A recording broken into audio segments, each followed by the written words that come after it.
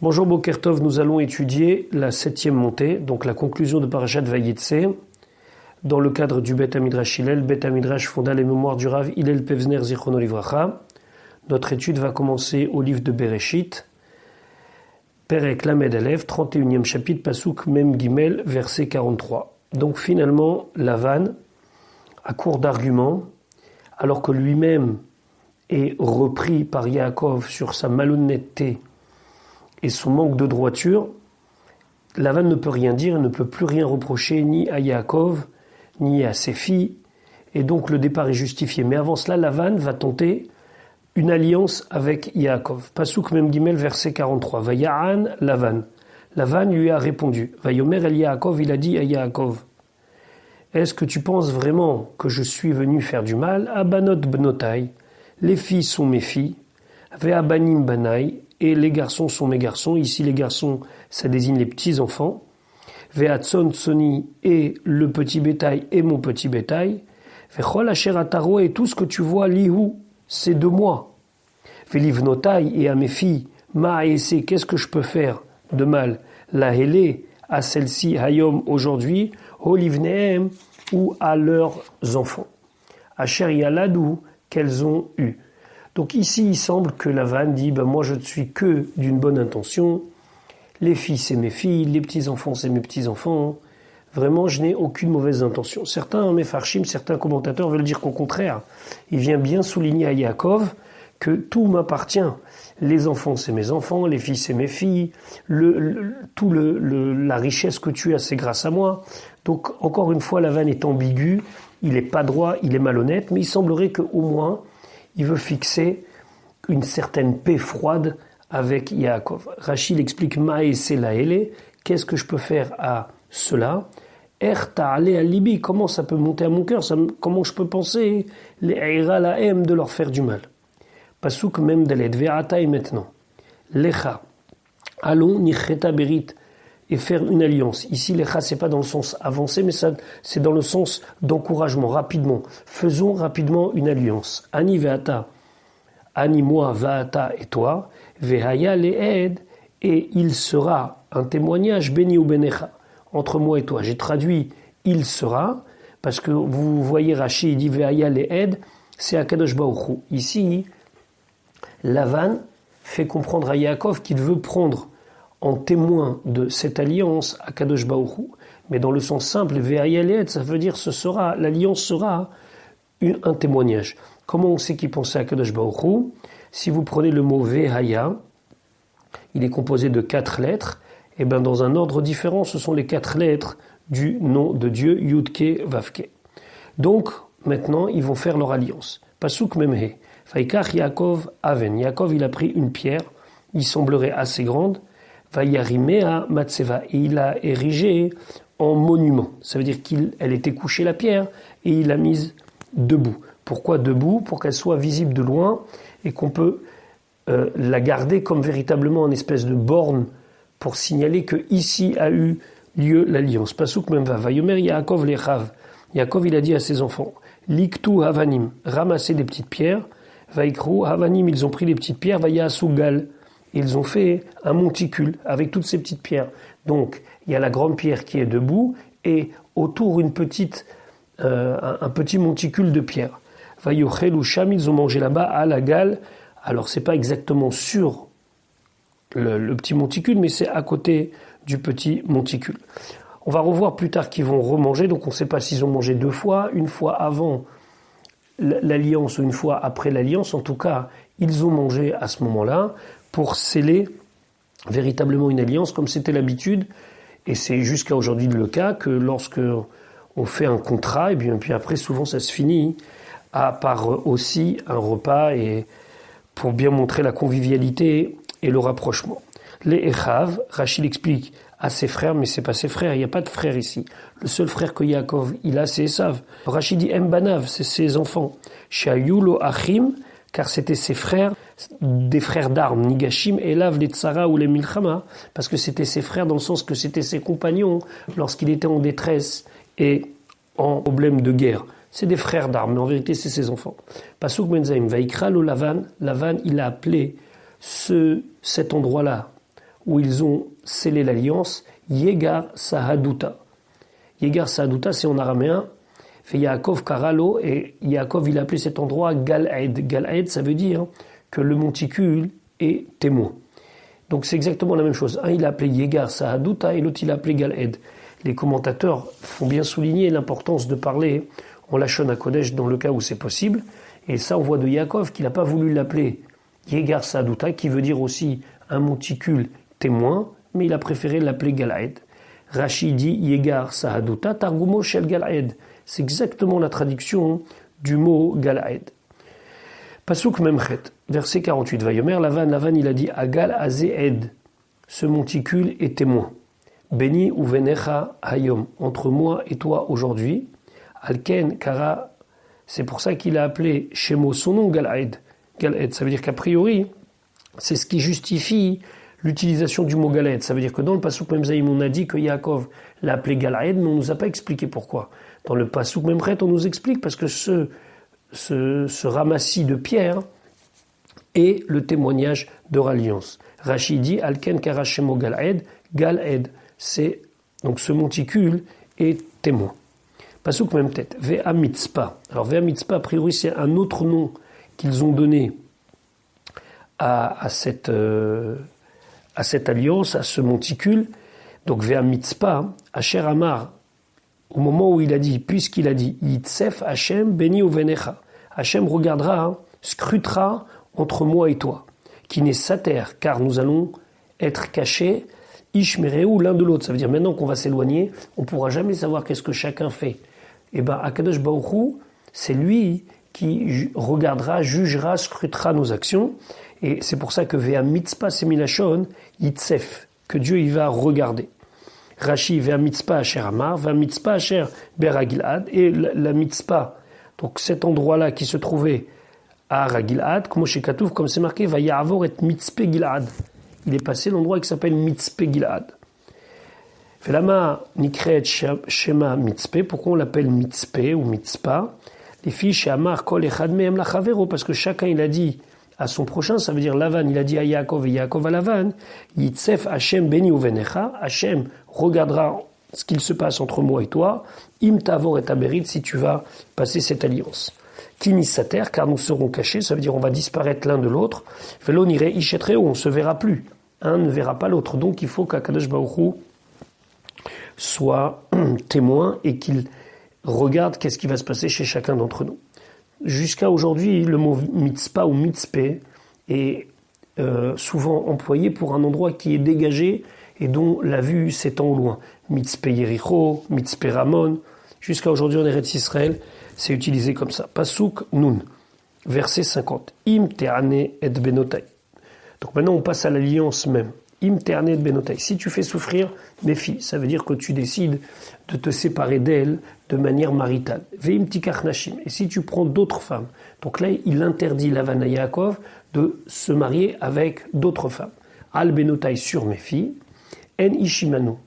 Il n'y a personne entre nous. Ça veut dire qu'il n'y a pas de témoin de ce que je vais dire, puisque tous les gens présents font partie de la même famille, donc ils ne pourront pas être des témoins objectifs. Alors qui va être témoin de cette interdiction que tu n'as pas le droit de délaisser mes filles et te remarier avec d'autres femmes, qui sont deux choses à part. Les délaisser, ça veut dire ne plus avoir avec elles de relations maritales et d'autre part ne pas se remarier. Alors qui va être témoin de tout ça? Alors il lui dit Ré, Elohim Ed, vois. Ça veut dire, comprends bien, Elohim aide que Dieu sera le témoin, Beni uvenecha, entre moi et toi. Rashi souligne qu'il a dit deux fois Benotai, Benotai. Shene Peamim, Rashi nous dit deux fois. Av bil'a vezilpa benotav ayu mepilegesh, pour bien dire qu'il a deux fois des filles, mais de deux manières différentes, entre guillemets. Léa et Rachel, d'une épouse légitime, et Bilha et Zilpa, qui était d'une Pilegesh, d'une concubine, mais c'était aussi les filles de Lavan. Im te'ane et benotai, si tu fais du mal, si tu fais souffrir mes filles, limnoa mehem onat tashmish, que tu vas ne pas leur donner toute l'obligation de vie maritale, sentimentale, etc. etc. Pasuk nun alef, verset 51. Vayomer Lavan le Yaakov, Lavan il dit à Yaakov, Ine agal azé, voici ce monticule, veine amatseba, et voici le monument Asher Yariti que j'ai jeté, littéralement le mot c'est jeté, mais ça veut dire que j'ai placé, Beni ou Venecha, entre moi et toi. Yariti, Rashi nous dit Kemo Yara Bayam, il l'a jeté dans la mer. Kaze Shou Yorechet, c'est comme quelqu'un qui jette une flèche. Ici, ça veut dire qu'il l'a placé à la va-vite. Donc, quelle est l'alliance? Pasuk Nunbet, Adagalazé, jusqu'à ce monticule. Ve'eda Amatseva. Et ce monument est témoin. Im Ani, 6 mois. Loevor Elecha, je ne passerai pas vers toi, ça veut dire dans la frontière d'Eretz Israël. Et Agalazé, ce monticule de terre. Veimata, et si toi, Lota Avor Elai, tu ne passeras pas chez moi, et Agalazé, ce monticule de terre, Ve'et Amatseva Azot, et ce monument, les Ra'a, pour me faire du mal. Ça veut dire, qu'est-ce qu'il lui a dit? À partir de maintenant, c'est un poste frontière entre toi et moi. Toi, tu viens pas chez moi, et moi, je viens pas chez toi. Il va pas respecter cela, puisque un des descendants de Lavan, c'est Bil'am. Bil'am qui, lui, va venir pour maudire les béné Israël. Et on dit qu'il a été doublement puni, puisque au moment de Bil'am, il va avoir des problèmes avec un petit muret qui représente le Gal, qui représente toutes les petites pierres qui ont été mises par Yaakov et Lavan. Et on dit que, à part le monticule, il y avait là-bas une épée, ils ont planté une épée, et on sait que Bil'am, finalement, a été puni par l'épée.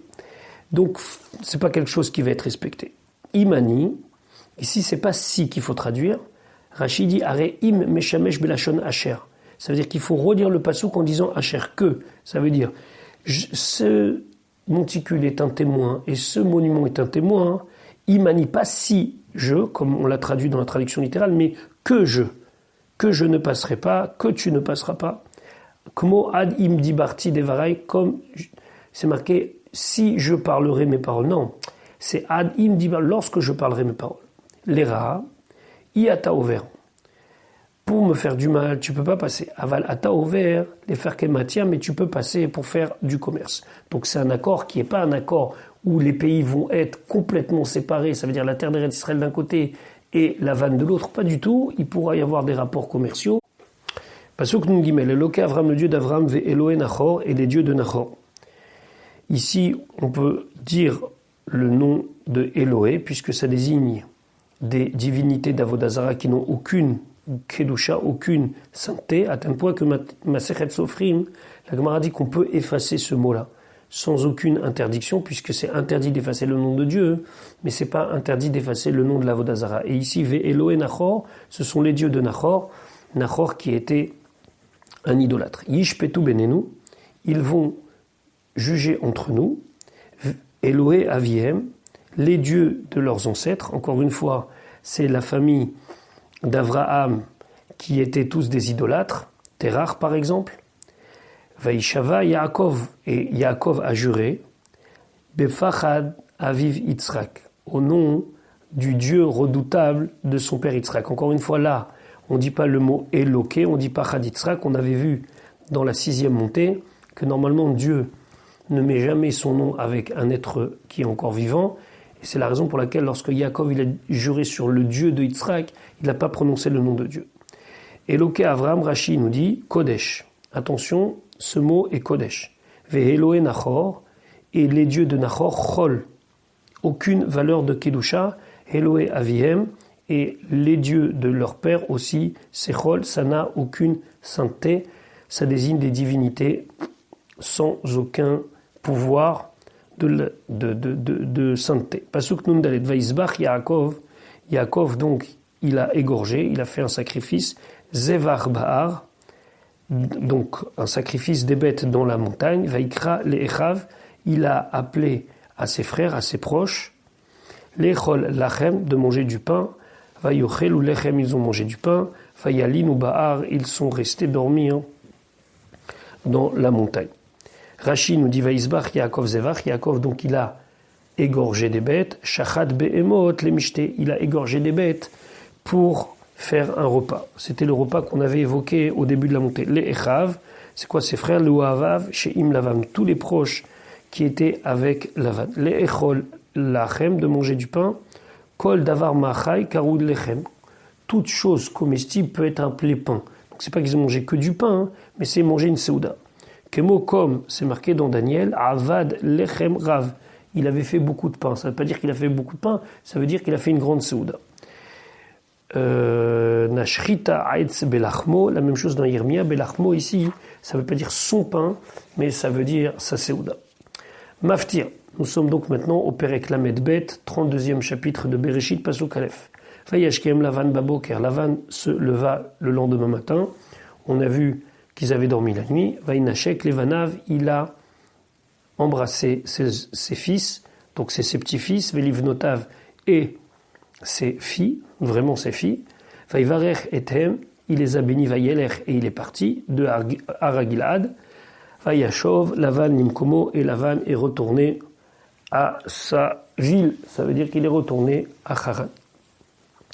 Pasuk Bet, Yaakov, alach ledarko, et Yaakov est parti vers son chemin, ça veut dire vers la terre de ses pères, vers Eretz Israël. Et tout d'un coup, Vaïv Geuvo, ils l'ont rencontré, Malaché Elohim, des anges de Dieu.